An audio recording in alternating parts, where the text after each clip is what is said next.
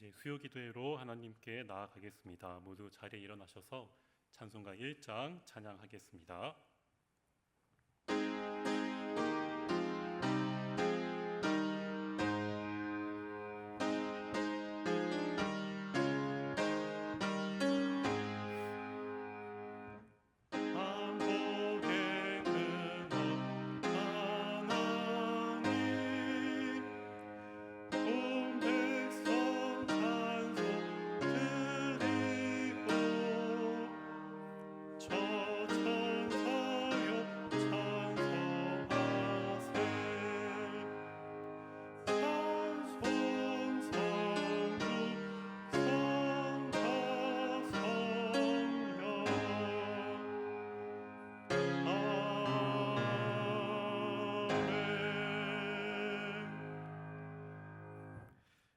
사랑이 많으신 하나님 아버지, 제 많은 저희를 불러주시고 이렇게 하나님의 자녀로 예배하게 하심에 감사드립니다.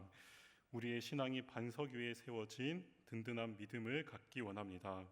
그리하여 흔들리지 않고 영원히 하나님만 섬기는 복된 인생을 살아가는 저희 모두가 되도록 인도해 주시옵소서.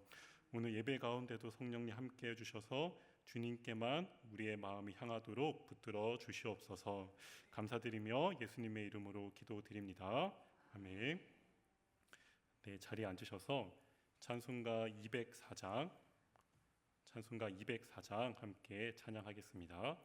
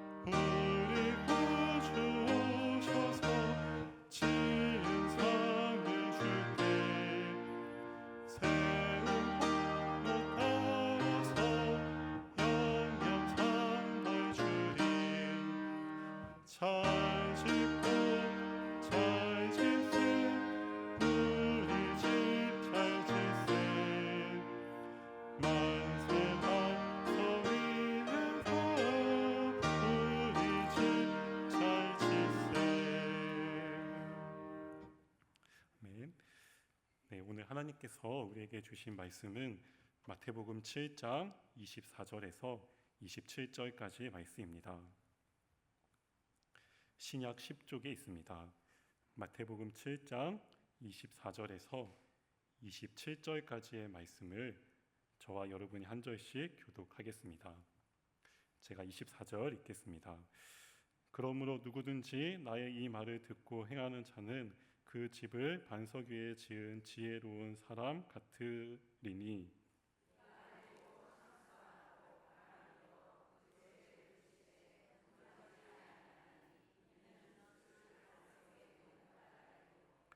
나의 이 말을 듣고 행하지 아니하는 자는 그 집을 모래 위에 지은 어리석은 사람 같으리니 비가 내리고 창수가 나고 바람이 불어 그 집에 부딪힘에 무너져 심하니라.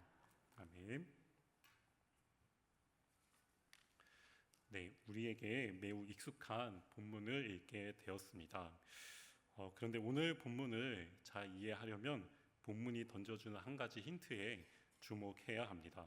어떤 힌트에 주목해야 될까요? 네, 우리에게 너무나 익숙한 본문이지만 이 본문을 조금 더 잘 이해하기 위해서 본문이 던져주는 힌트가 있는데 그 힌트는 무엇일까요? 네, 바로 그러므로라는 접속사입니다. 우리 24절은 그러므로 이렇게 시작하고 있습니다. 그렇다면 이 접속사는 언제 사용될까요? 네, 무언가 결론을 나타낼 때 자주 사용됩니다. 더 정확하게는 앞문장의 내용이 뒷문장의 원인과 이유를 나타낼 때 이러한 접속사를 사용하는 것입니다. 그래서 가장 대표적인 예시로 나는 생각한다. 그 다음에 어떤 문장이 나오죠? 나는 생각한다. 그러므로 나는 존재한다 라는 문장이 있습니다. 또 어떤 예시가 있을까요? 오늘은 날씨가 너무 좋다. 빨래를 해야겠다. 이 두 문장을 자연스럽게 연결하기 위해선 어떻게 해야 되죠? 오늘은 날씨가 너무 좋다. 그러므로 이런 원인이 있기 때문에 결과, 빨래를 해야겠다. 이렇게 할 수 있습니다. 마지막 하나만 더 연습을 해보면은 우리 승리교회 성도님들은 사랑이 많다. 승리교회는 좋은 교회다.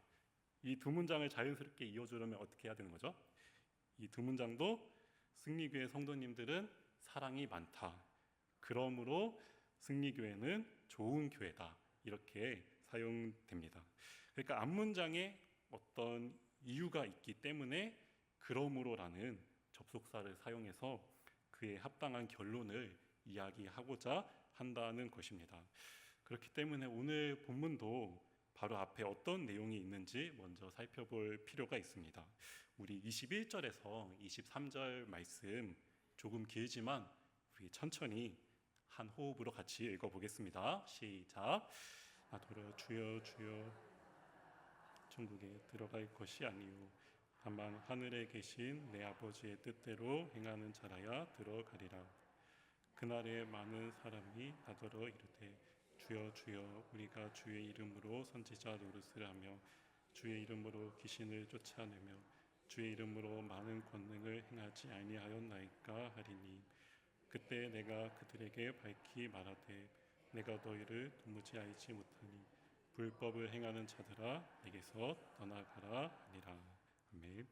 네, 방금 읽은 말씀은 굉장히 의미심장한 내용이라서 많은 생각을 하게 하는 본문이라고 생각됩니다. 어떤 내용이죠? 예수님께서 나더러 주여 주여 하는 자마다 다 천국에 들어갈 것이 아니요 하늘에 계신 내 아버지의 뜻대로 행하는 자라야 들어갈 것이다 말씀하고 있습니다.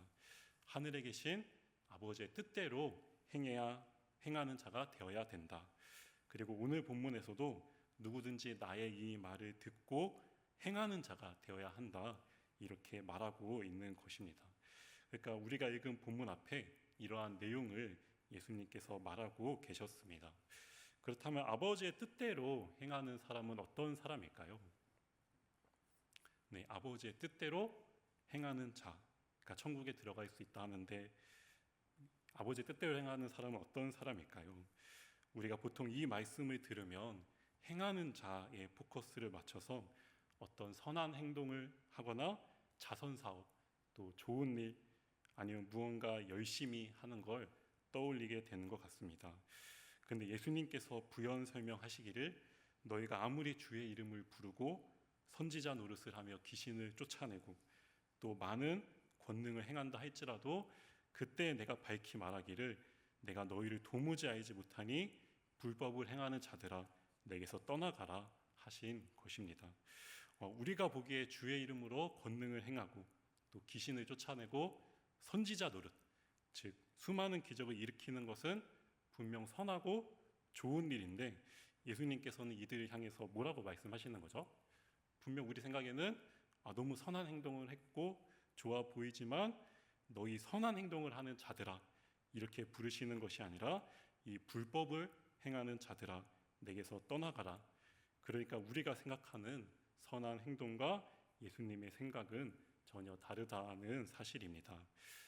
사람은 자기 나름의 선함 또 선한 행동을 하는 것이 하나님 아버지의 뜻이지 않을까 이렇게 생각하는 것 같습니다. 제가 이전에 대학 또 신대원에서 공부를 하다 보면은 친구들과 같이 점심을 먹는 순간이 있습니다. 그러면 만나서 뭘 먹을까? 또 어디로 갈까 정해야 되는데 그때 제가 친구에게 늘 하는 말이 있었습니다. 무슨 말을 자주 했을까요? 친구에게 같이 점심을 먹으러 갈 때 무슨 말을 했을까요? 너 먹고 싶은 게 뭐야? 그리고 너가 먹고 싶은 곳으로 가자.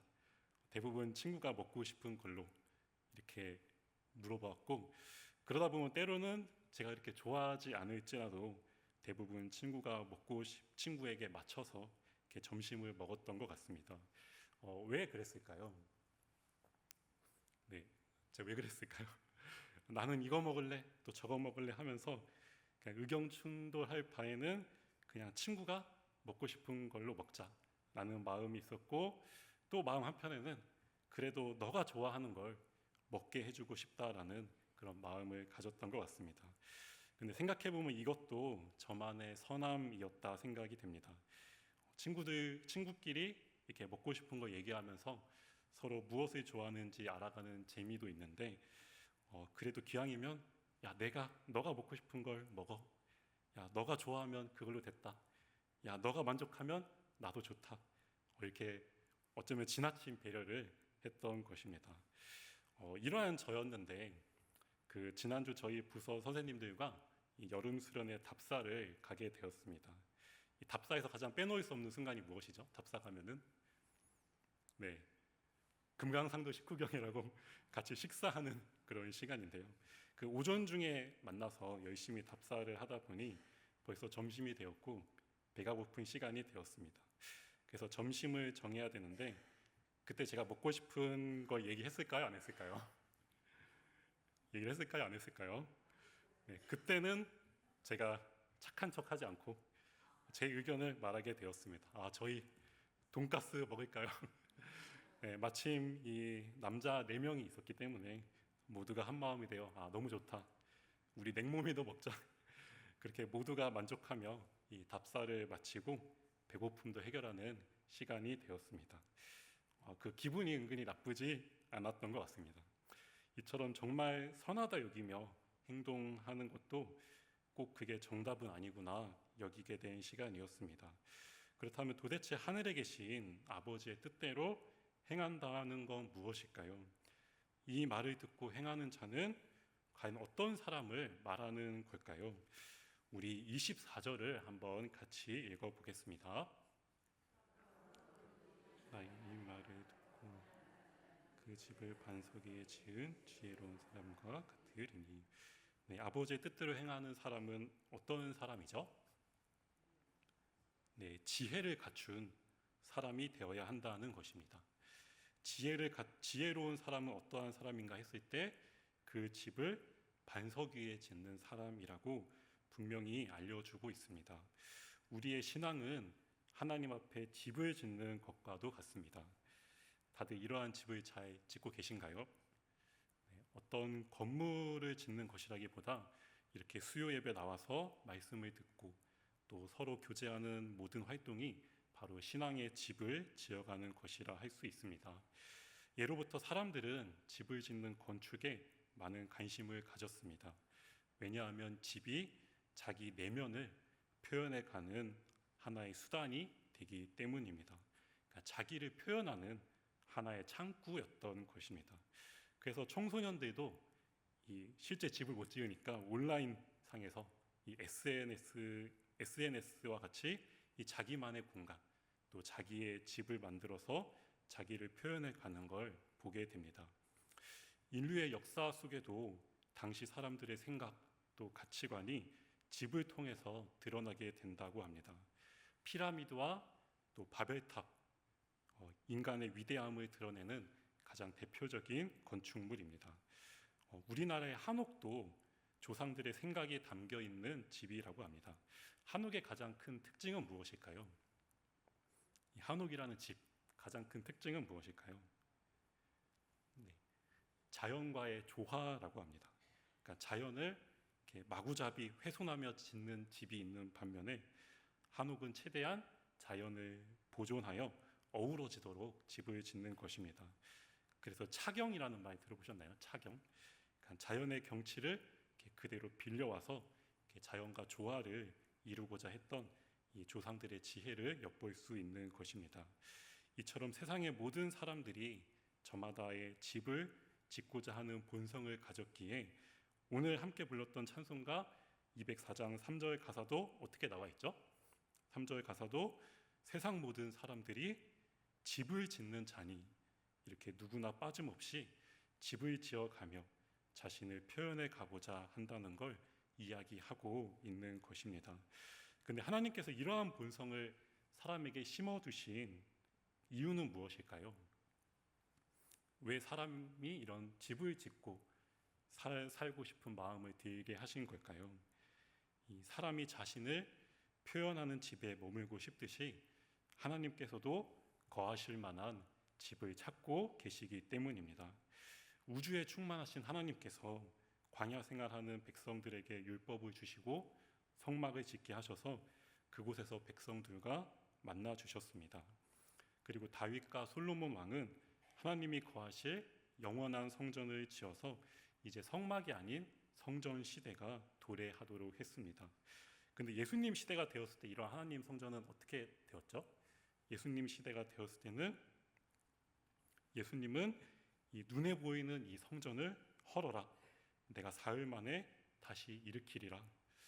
또 이 성전은 돌 하나도 돌 위에 남지 않고 다 무너질 것이다 말씀하셨습니다. 그러니까 성전에서 백성들과 만나 주셨던 하나님께서 이 성전을 헐어라 이렇게 하신 것은 이제는 하나님께서 건물이 아니라 각 사람의 인격 안에 들어와 거하길 원하신다는 것입니다.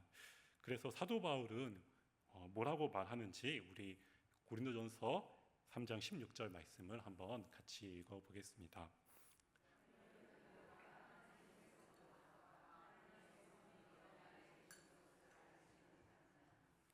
네, 사도 바울은 너희가 하나님의 영이 거하실 이 성전이지 않느냐 이렇게 말하고 있습니다. 따라서 우리 각자가 하나님이 거하실 집이 되어야 되는데 그 집을 그냥 대충 짓는 것이 아니라 지혜롭게 지어가는 사람이 되어야 할 것입니다. 다시 본문에 보면 사람들이 집을 짓는데 이 두 종류의 집이 있다고 말합니다.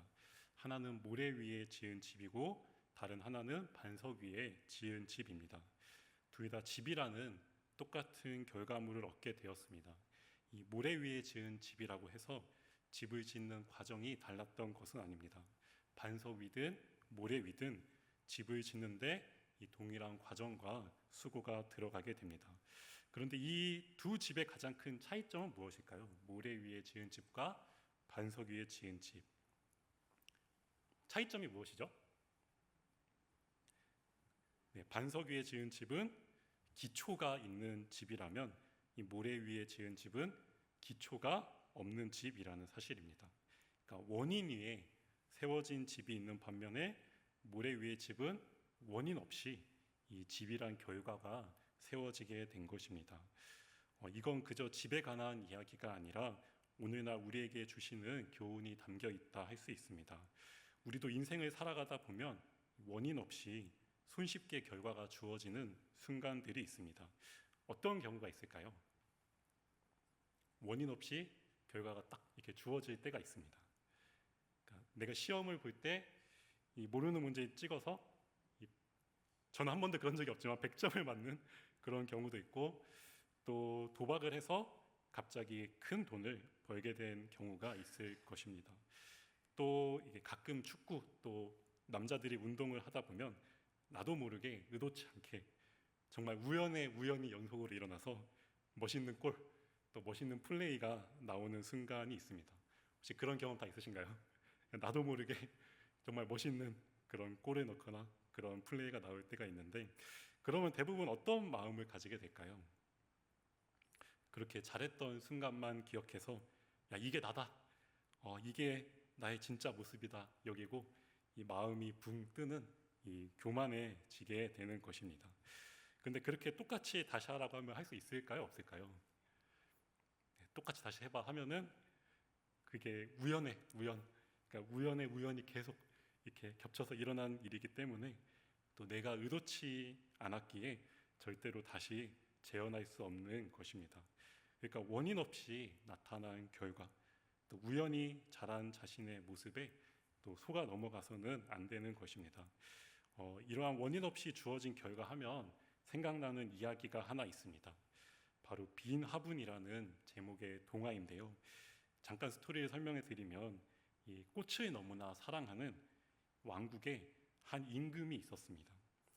임금은 이제 나이가 들어서 자신의 뒤를 이을 후계자를 찾기 위해 백성들에게 한 가지 시험을 내리게 됩니다. 이 꽃을 사랑하는 나라답게 어떤 시험을 내렸을까요? 그 씨가 있는 화분을 주어서 이 화분을 가장 아름답게 기른 사람에게 나의 후계자 자리를 주겠노라 이렇게 공포한 것입니다. 이 주인공도 꽃을 너무 사랑했기에 화분을 받아서 열심히 기르게 됩니다. 그런데 시간이 지나도 이 화분에서는 아무런 싹도 또 꽃도 자라지 않았습니다. 임금과 약속한 시간은 다가왔지만 아무런 싹도 자라지 않은 채 결국 빈 화분 그대로 가져가게 되었습니다. 다시 모인 사람들을 보니 저마다의 화분에서 화려한 꽃을 피웠고 너도 나도 서로 그것을 자랑하고 있었습니다. 그런데 임금이 그 모든 광경을 지켜보면서 주인공 앞에 서게 되었습니다. 그리고 말하기를 빈 화분을 가진 이 사람을 나의 후계자로 삼겠노라 이렇게 말한 것입니다. 왜 그랬을까요? 왜 그랬죠? 다 알고 계신가요? 네, 임금이 사람들에게 전해준 화분은 처음부터 삶은 씨가 들어있는 화분이었기 때문입니다. 애초에 싹이 또 꽃이 필 수 없는 그런 화분이었습니다. 주인공을 제외한 사람들은 이 원인 없는 화분에서 화려한 꽃을 만들어내었기에 임금은 그들을 절대로 인정해 줄 수 없었던 것입니다. 우리의 신앙도 마찬가지입니다. 기초는 눈에 잘 보이는가 했을 때 그렇지도 않습니다. 세워진 건물은 너무나 잘 보이지만 그 기초가 모래인지 반석인지는 쉽게 확인할 수 없습니다. 그렇지만 눈에 잘 보이지 않는 영역에 관심을 갖고 또 철저하게 집중해 가는 사람이 바로 아버지의 뜻대로 행하는 사람이고 하나님 보시기에 지혜로운 사람인 것입니다. 우리 고린도후서 4장 18절 말씀도 한번 같이 읽어보겠습니다.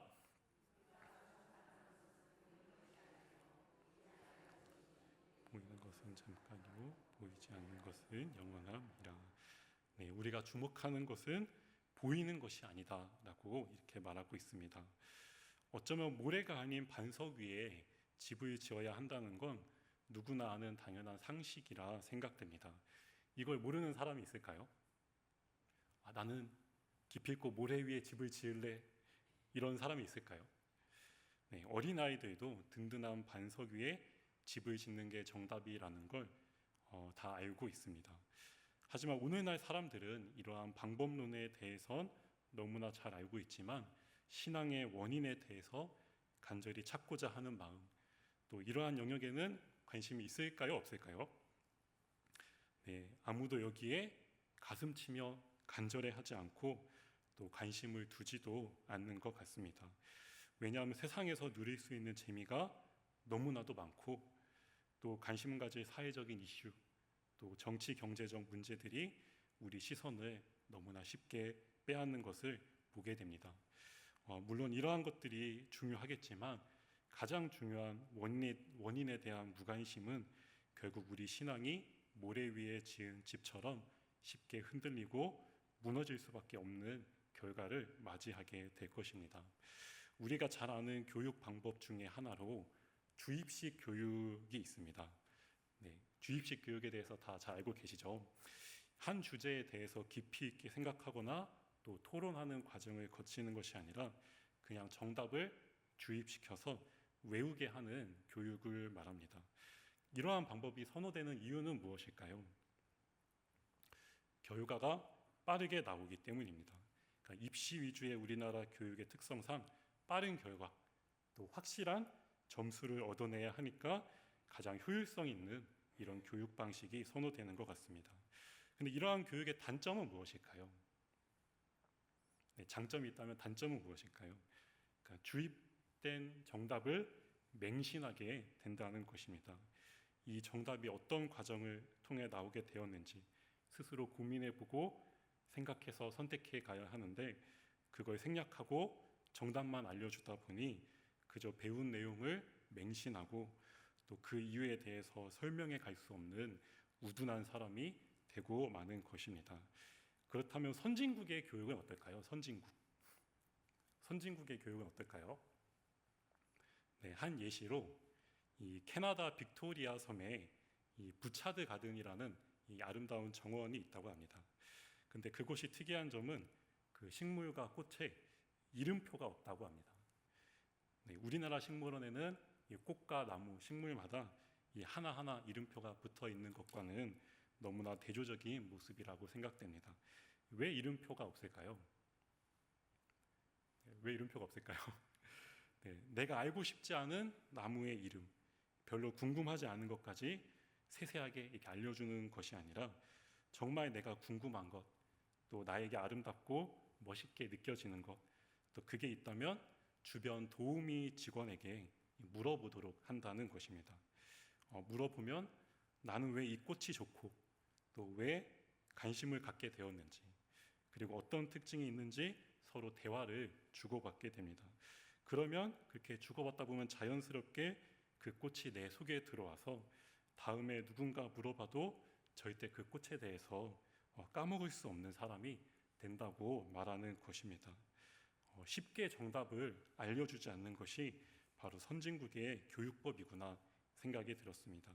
너가 정말 궁금한 사람인지, 그것이 너와 무슨 상관이 있는지, 왜 너에게 의미가 있고 좋아 보이고 또 알고 싶다는 마음이 들었는지, 이러한 마음의 원인을 중요하게 여기는 것이 바로 선진국의 교육인 것입니다. 너의 마음이 어떠하든 그냥 정답을 알려주고 싶은 이 조급한 마음이 있는 것 같습니다. 어쩌면 우리나라의 식물원은 굉장히 친절해 보이지만 이 안에는 어떠한 교육 철학도 찾아볼 수 없는 단순 정보 제공 그 이상을 기대하지 않는 방법이구나. 정말 식물과 꽃에 관심을 갖고 사랑하는 사람이 많이 나오게 하는 것과는 거리가 먼 방법이겠구나라는 생각을 하게 되었습니다. 아버지의 뜻대로 행하는 사람은 반석 위에 집을 지은 사람과 같다 그랬습니다. 반석은 기초입니다. 눈에 잘 보이지 않는 원인에 해당됩니다. 그 결과로서 집이 위에 세워져야 하는 것입니다. 이렇게 될 때 내 신앙의 집은 어떠한 환경에 부딪힐지라도, 비가 내리고 또 창수, 홍수가 나더라도 전혀 흔들림이 없는 신앙이 될 수 있습니다. 그렇게 평소에 원인과 결과 중에 원인에 집중하고 또 과정을 철저하게 거쳐온 신앙인이라면 두려워할 것이 아무것도 없을 것입니다. 흔들릴 것이 없을 것입니다. 왜냐하면 이미 모든 과정을 거쳤기 때문에 이미 모든 기초가 완비되어 있으니까 흔들리지 않게 되는 것입니다. 그런데 우리 신앙은 왜 자꾸만 흔들리게 되는 걸까요? 오랜 세월 신앙생활을 하고 나름 열심을 다해 하나님을 섬겼는데 내가 왜 교회를 다니는지, 또 하나님과 예수님은 어떤 분인지 너무나 희미해서 누군가에게 잘 설명도 되지 않는 그런 신앙이 될 수밖에 없는 걸까요? 왜 그럴까 했을 때 바로 원인 없는 결과, 또 교리라는 이 정답 중심의 신앙에 머물러 있기 때문입니다. 장로교 기독교 교리, 또 장로교 요리문답을 외우고 암송을 하면 야, 너가 하나님의 자녀가 되었다라고 불러주게 됩니다. 결과가 너무 빨리 주어지는 것입니다. 또한 내용을 암기해서 시험을 통과하면 주요한 직분도 그냥 주어질 수 있습니다. 이 조금만 노력하면 결과를 얻어낼 수 있는 것입니다. 아이들에게 세례 교육을 할 때면 이러한 교리 교육이 가진 한계점이 무엇인지 깨닫게 되는 것 같습니다. 같이 공부할 때는 우리가 살아가는 목적은 무엇일까요? 또 당신은 하나님, 얘들아 너희는 하나님께서 예수님께서 유일한 구원자이심을 믿고 있니? 뭐 이렇게 질문하면서 또 책에 나온 내용대로 열심히 공부하고 또 아이들은 그 내용을 암기해서 문답 시험도 보고 또 예배 중 성도님들 앞에서 선포하는 것도 보게 되었습니다. 근데 나의 인생의 주인은 하나님입니다. 교리를 외우고 고백까지 했지만 시험 기간만 되면 어떤 일이 발생할까요? 이렇게 나의 주인 하나님입니다 고백했지만 시험 기간만 되면 교회 대신에 학원을 더 중요하게 생각해 가는 걸 볼 때 저 또한 저의 성적표를 받게 되었던 것 같습니다. 교리만 가르쳐 주는 건 이런 결과를 낳게 되는구나. 교리 교육이 너무나 중요하지만 이러한 한계점도 있구나. 이 모래 위에 지은 집과 같구나 여겨졌던 것입니다. 우리가 그저 교리만 외우고 있는 상태의 신앙, 또 원인은 설명이 안 되고 결과만 가지고 있는 신앙, 이것을 맹신이라고 합니다. 이 맹목적인 믿음입니다. 그렇기 때문에 이단이 들어온다거나 인생의 고난, 또 내 뜻대로 되지 않는 일들이 찾아올 때 자기 신앙이 흔들리게 됩니다. 수학 시험을 내가 찍어서 아무리 100점을 받아도 누군가 수학 문제를 물어보거나 선생님이 나와서 너 풀어봐라 이렇게 하면은 두렵고 또 피하고 싶고 또 흔들리는 마음을 갖게 되는 것입니다. 이러한 신앙은 비가 내리고 창수가 나면 무너짐이 심할 것이다. 예수님은 분명히 이야기하고 있습니다. 하지만 아무리 흔들어도 흔들릴 수 없는 반석 위에 기초를 두었으면 두려울 것이 없을 것입니다.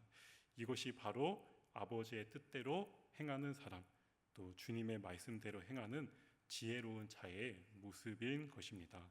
한 가지 예시만 더 설명을 드리면 중세 시대의 사람들은 우주의 중심이 지구다 이렇게 생각했다고 합니다. 그래서 지구를 중심으로 이 모든 천체가 움직이고 있다는 믿음을 가졌습니다. 당시 교회와 수많은 사람들이 그렇게 주장하니까 너도 나도 당연하게 천동설이 맞구나, 또 이게 성경적인 것이구나 이렇게 맹신하게 되었던 것입니다. 근데 이러한 이론을 깨부순 사람이 있는데 그가 누구였을까요? 모두가 지구가 중심이다 이렇게 주장할 때 이러한 이론을 깨부순 사람이 누구였죠? 네, 갈릴레오였습니다. 그는 천동설은 틀렸다. 또 지구가 중심이 아니라 우주의 중심은 태양이고 태양을 중심으로 모든 행성이 돌고 있다라는 지동설을 주장하게 되었습니다. 갈릴레이는 단순히 지동설을 맹신한 사람은 아니었습니다. 자신이 직접 만원경으로 관측하고 또 수많은 연구와 또 물리학적 논리를 통해서 지동설이 맞다라는 것을 저절로 믿게 되었던 것입니다. 그런데 이러한 확신을 가졌음에도 사람들은 갈릴레이의 말을 믿지 않았고 재판에 선 갈릴레이는 결국 거짓 진술을 강요받게 됩니다. 제가 틀렸습니다. 지동설은 틀렸습니다. 당신이 주장하는 천동설이 맞습니다. 그렇게 어쩔 수 없이 맞다고 인정했지만 이 재판장을 나오면서 뭐라고 얘기했던 거죠? 재판장을 나오면서 그래도 지구는 돈다. 그러니까 왜냐하면 자신은 그저 맹신한 게 아니라 분명한 원인을 가지고 있는 사람이었기 때문입니다. 수많은 사람이 너 틀렸다, 이건 종교적으로 옳지 않다 할지라도 내 안에 원인을 가진 사람은 거기에 흔들리지 않고 그래도 지구는 돈다 이렇게 당당히 말할 수 있게 되는 것입니다. 따라서 우리들도 그저 원인 없이 맹신하는 신앙생활을 하기보다 반석 위에 세워진 신앙, 또 기초와 과정에 더 관심을 두고 신앙의 집을 지어가야 할 것입니다. 성경의 달란트 비유에서도 5달란트와 2달란트 받은 사람은 주인으로부터 받은 영원한 가치를 귀하게 여기는 마음으로 장사를 해 갔습니다. 그런데 한 달란트 받은 사람은 그걸 어떻게 했을까요? 그저 땅에 묻어버리게 되었습니다. 너는 왜 이걸 땅에 묻었느냐? 주인이 물었을 때 그 종은 어떻게 대답하는지 우리 마태복음 25장 24에서 25절 말씀 한번 같이 읽어보겠습니다.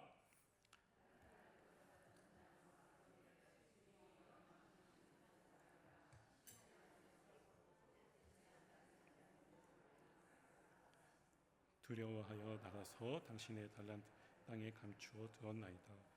보소서 당신의 것을 가지셨나이다. 네, 주인을 그저 심지 않은 데서 거두는 분으로, 또 씨 뿌리지 않은 데서 모으시는 분으로 잘못 알고 두려워서 달란트를 땅에 숨겼다 한 것입니다. 그저 원인 없이 결과를 나타나게 하시는 분으로 주인의 마음을 오해한 것입니다. 영원한 가치를 받게 되었는데 그것에 대해서 무관심하게 있어도, 별로 궁금해하지 않아도 하나님께서 알아서 나의 신앙이 자라게 하시고 하늘의 복도 주실 거라 믿었던 것입니다. 그러나 이러한 믿음의 결과는 결국 주인으로부터 이 악하고 게으른 종아라는 책망을 받게 될 뿐 아니라 자신이 가졌던 한 달란트마저 빼앗기는 심판을 당하게 되었습니다. 이렇게 된 모든 원인은 주인의 뜻을 오해한 한 달란트 받은 종의 어리석음에 있었습니다. 따라서 우리도 신앙생활을 할 때 이러한 어리석은 사람, 또 원인 없이 결과가 주어질 거라 생각하는 것이 아니라 반드시 반석 위에 지은 지혜로운 사람이 되어야 할 것입니다. 말씀을 정리하면은 하늘에 계신 아버지의 뜻대로 행하는 사람은 어떤 사람인가 했을 때 주여 주여 하는 자라고 해서 모두가 하나님 나라에 들어갈 수 있는 것이 아니다 말씀해 주셨습니다. 아무리 주의 이름을 부르며 선지자 노릇을 하고 또 놀라운 기적을 일으키며 권능을 행한다 할지라도 하나님의 뜻을 행하는 사람은 바로 지혜로운 사람이 되어야 한다는 것입니다. 지혜로운 사람은 반석 위에, 분명한 기초 위에 신앙을 짓고자 하는 사람이고 그가 바로 아버지의 뜻대로 행하는 사람인 것입니다. 우리가 정말 열심히 신앙생활 하는데 하나님께서 우리를 향해 내가 너를 도무지 알지 못한다, 이런 이야기를 듣게 된다면 그동안의 우리의 신앙생활이 얼마나 허무하게 느껴질까요? 또한 무슨 일만 있어도 쉽게 무너지는 나의 신앙을 마주하게 되면 얼마나 마음이 괴롭게 될까요? 그렇기에 바라기는 우리도 반석 위에 세운 지혜로운 신앙인이 되기를 소망합니다. 모래 위에 지은 신앙처럼 아무런 기초도 없고 또 원인도 없고 그저 교리만 정답처럼 외우고 있는 신앙이 아니라 보이지 않는 기초에 가장 큰 관심을 두고 또 신앙의 과정을 철저히 쌓아가는 믿음이 되길 원합니다. 항상 하나님 앞에 왜 이러한 말씀을 주셨는지 질문해보고 또 예수님께서 나를 구원해 주시기 위해 오셨는데 그분과 내가 무슨 상관이 있는지, 교리의 정답이 아니라 인생을 통해서 해답을 찾아 나서는 그런 저와 모든 성도님들이 되길 바라는 마음으로 말씀을 전하게 되었습니다. 네, 이 시간 우리 말씀을 생각하면서 함께 기도하기 원합니다. 우리 첫 번째로 같이 기도할 것은 반석 위에 신앙의 집을 짓는 지혜로운 사람이 되도록 기도해 주시기 바랍니다. 보이지 않는 신앙의 기초, 원인에 더 큰 관심을 두는 우리가 되게 해달라고 기도해 주시고, 또 두 번째로 기도할 것은 신앙의 정답만 알고 살아가는 우리들이 아니라 아버지께서 전해주시고 가장 귀한 말씀을 인생의 해답을 인생을 통해서 깨달아가는 우리 모두가 될 수 있게 해달라고 지금 한번 같이 기도하겠습니다.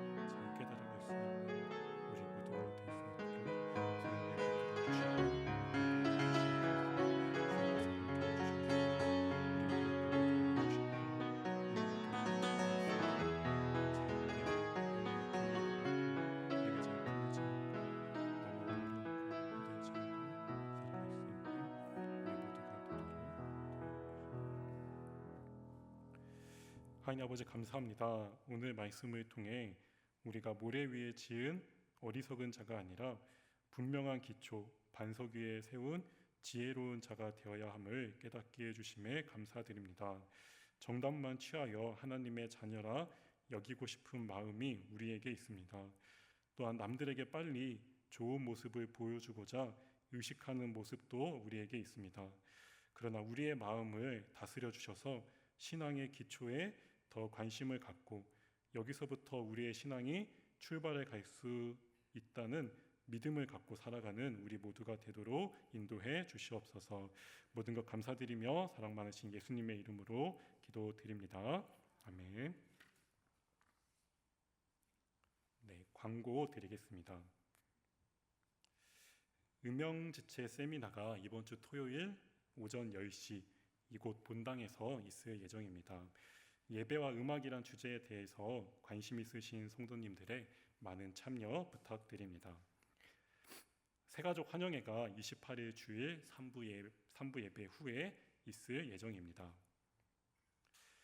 교육지체, 청년지체, 여름성경학교 수련회 일정이 주보에 나와 있습니다.